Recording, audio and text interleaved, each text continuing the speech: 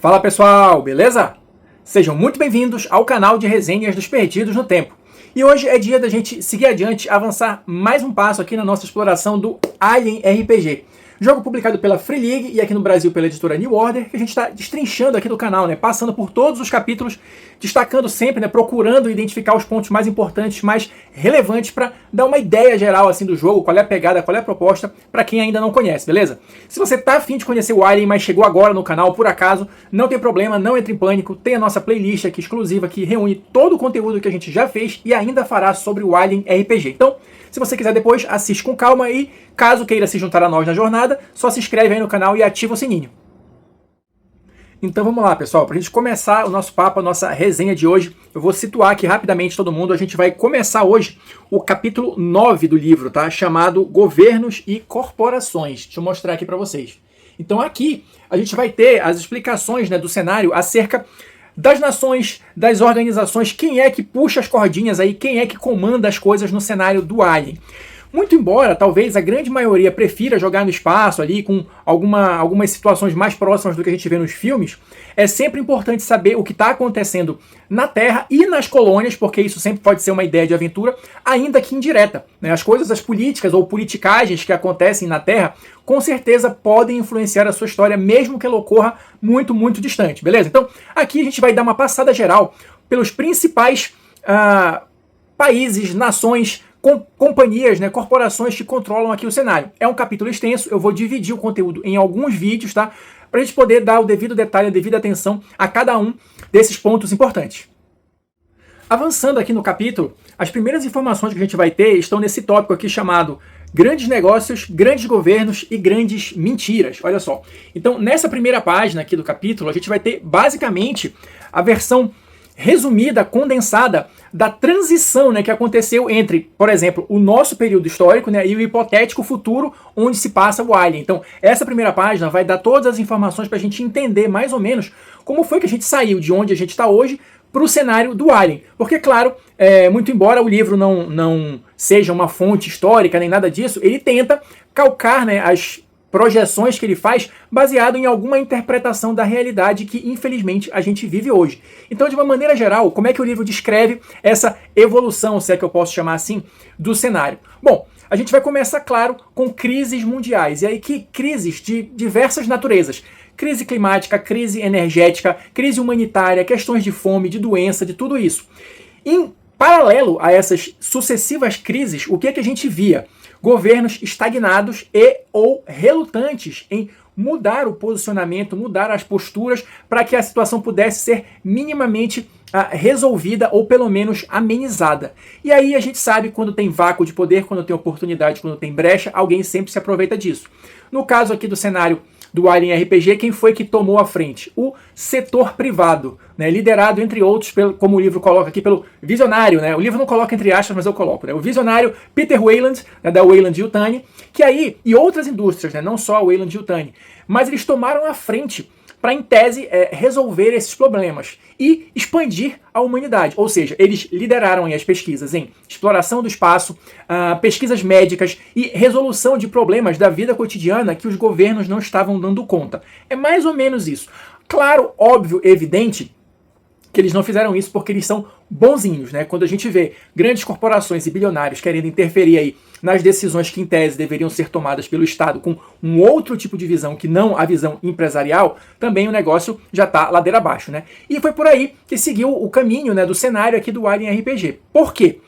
A partir dessa liderança aqui, entre aspas, né, das grandes corporações, os países, as nações foram ficando cada vez mais dependentes dessas corporações. E dependentes tanto no aspecto financeiro quanto no aspecto tecnológico, né? Eles dominavam tudo que era de tecnologia de ponta e necessário para garantir um nível de satisfação ou de resolução de problemas ou alguma coisa assim, que a população já estava começando a ficar acostumada.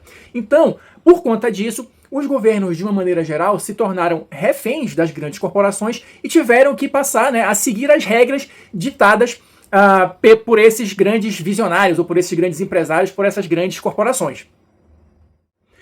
E só para situar todo mundo, isso que eu falei ocorre durante o século XX, tá? Então, avançando um pouquinho mais no cenário, já mais ou menos ali no final do século XXI, é que a gente vai ter os primeiros esboços de reação, vamos chamar assim, dos governos dos países, tá? Claro, isso tudo movido por uma tentativa de combater essa extrema dependência, né, que eu comentei com vocês, e também de reaver algum nível de controle ali das coisas e de controle de recursos também.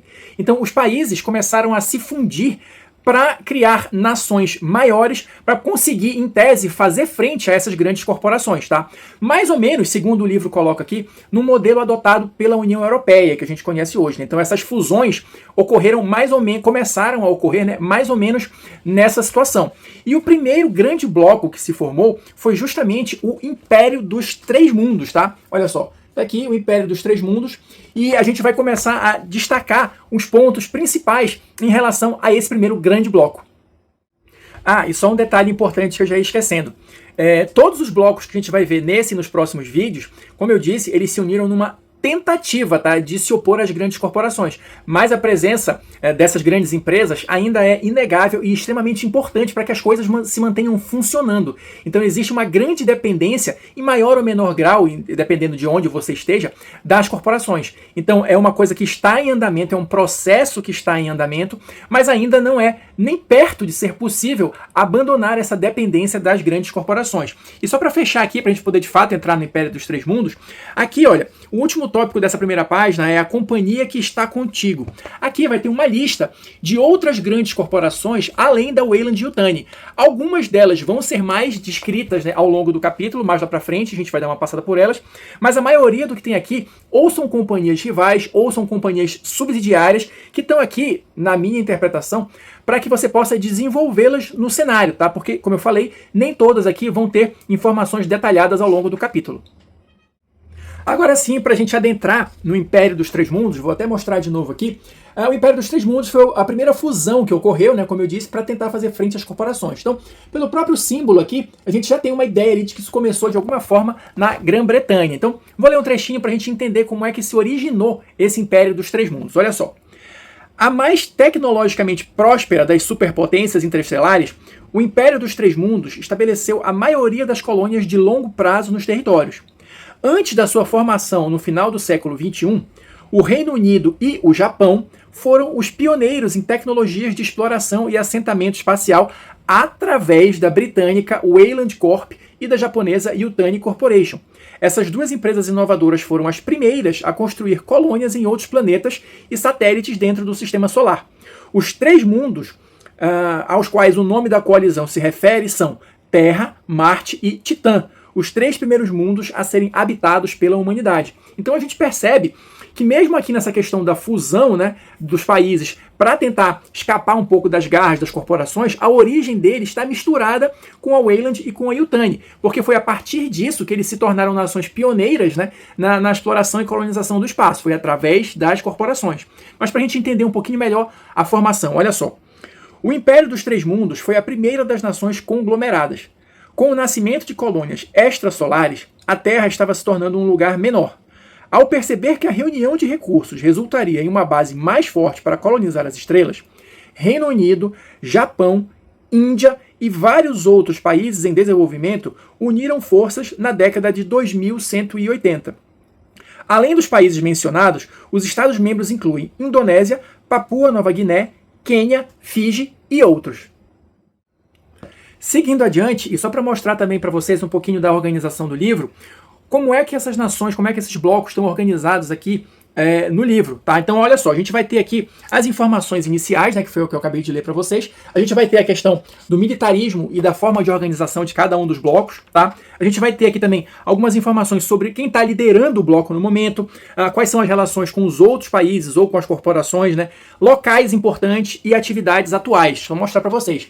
Isso aqui vai ser basicamente a forma de organização desse capítulo, tá? Então eu vou só pegar algumas informações desses locais aqui que eu acabei de mostrar para tentar passar essa ideia, essa visão geral sobre cada um dos países, cada um desses blocos.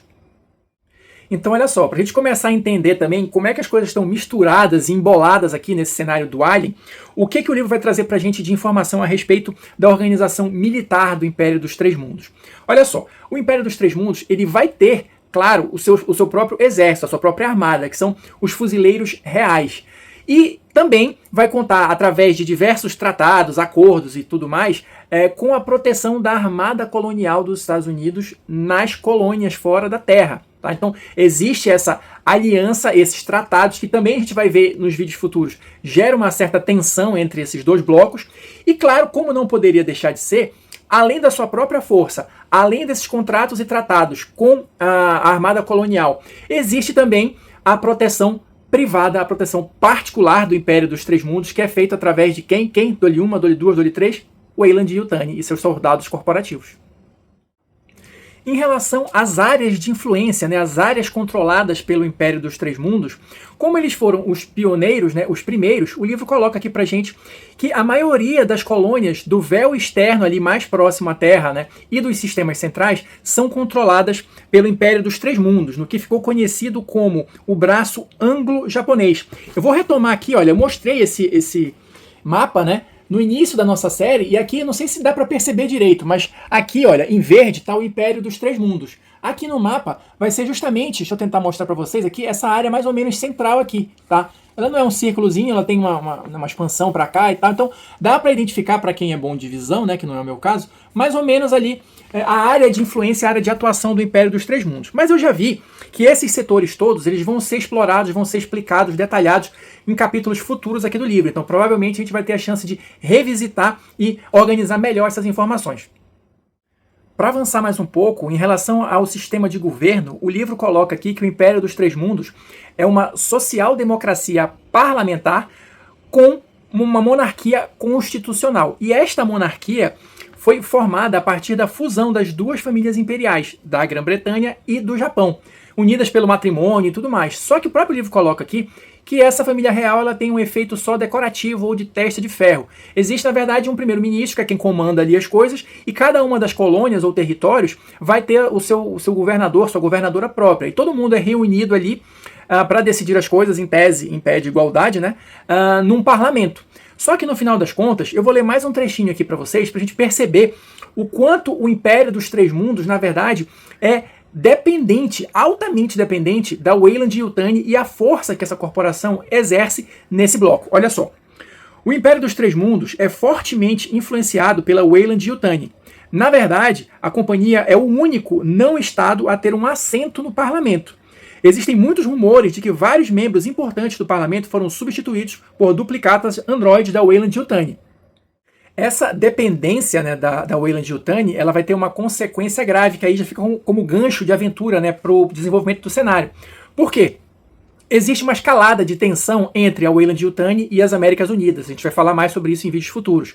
Então, esse estado de tensão fica cada vez mais escalonado. O Império dos Três Mundos, em princípio, quer manter o status quo, não quer entrar em confronto direto ali, mas as Américas Unidas acabam achando que eles estão em conluio com a Weyland-Yutani, que tem uma política mais expansionista. Então, esse é um clima de tensão que está sempre presente aqui no cenário. Então é isso, pessoal. Por enquanto é só. Fechamos aqui mais um vídeo sobre o Alien RPG. Espero que vocês estejam curtindo essa jornada e essa entrada aí nesse mundo mais de intrigas, né, do cenário, que me parece bem interessante. Então, por enquanto é só. Quem assistiu o vídeo até agora, muito obrigado. Deixa aí o seu like, seu comentário e a gente se vê na próxima resenha.